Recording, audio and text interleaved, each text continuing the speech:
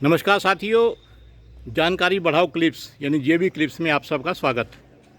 साथियों, ये जो मेरे पीछे आप विहंगम दृश्य देख रहे हैं, ये श्री रेणुका झील के नाम से प्रसिद्ध है, हिमाचल प्रदेश, सिरमौर डिस्ट्रिक्ट। और ये पड़ता है नाहन से तकरीबन 60 किलोमीटर दूर। इस स्थान की एक विशेषता है, जो पौराणिक कथाओं के अनुसार मान्यता है कि जमदागिनी ऋषि ने अपनी पत्नी रेणुका जी का वध यानी सिर धड़ से अलग करने का हुक्म दिया परशुराम को, जो उनका बेटा था। परशुराम जी ने ज़्यादा विचार विमर्श इसलिए नहीं किया कि वो पिता की आज्ञा का 100% 100% पालन करते थे।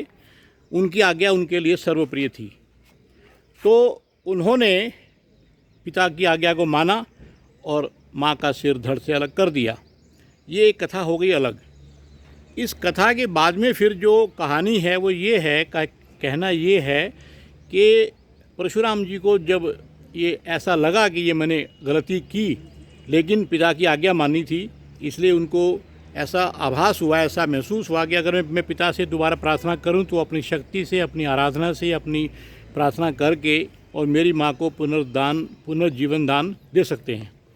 उन्होंने पिता से कहा कि आपने आवेश में आकर के या जिस भी किसी कारण से जो मुझे ऐसा आदेश दिया कि ये जो है आप अपनी माँ का वध करें, सिर धड़ से अलग कर दें, मैंने कर दिया।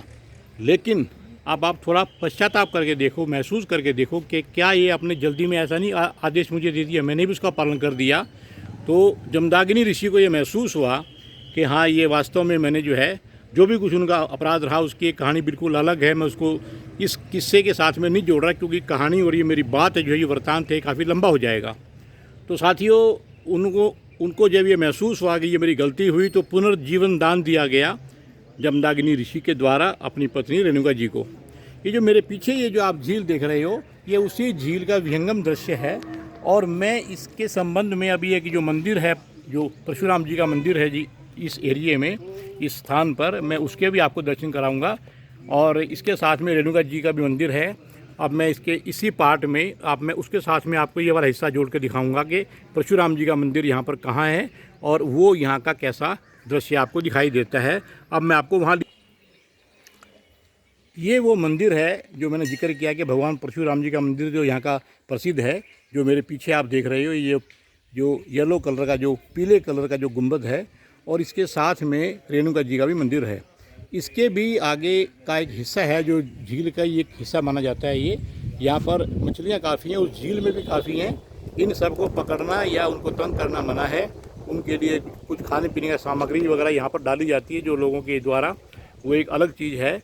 वरना तो इस धार्मिक स्थान पर इस तरह का कुछ भी काम करना, कि भी मछलियों को पकड़ना या किसी जीव हत्या करना, वो मना है। ये जो आप दृश्य देख रहे हो, जो मैंने आपको जो किस्सा जो पुराणों के अनुसार था वो बताया, तो इसी के कंटिन्यूएशन में, इसके संबंध में इसका मैं जिक्र करना चाहता हूँ।